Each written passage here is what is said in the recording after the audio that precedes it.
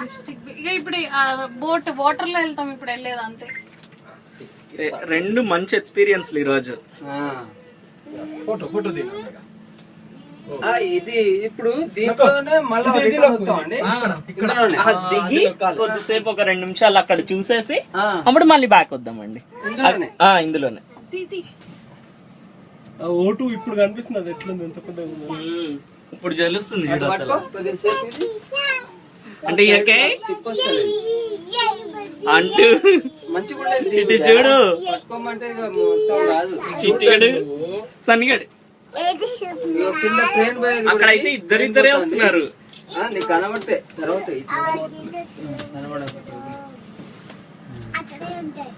అబ్బా సూపర్ ఉన్నదిరా ఈ వ్యూ అయితే.